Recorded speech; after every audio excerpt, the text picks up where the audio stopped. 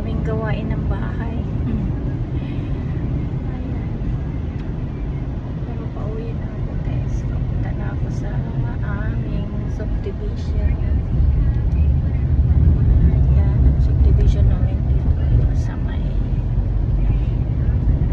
actually malapit dito sa ito yung pinakamagandang subdivision dito kasi malapit sa lahat. Malapit sa city, malapit sa central, malapit sa airport. Yung ganda dito. Kaya halos pare-parehas ang bahay.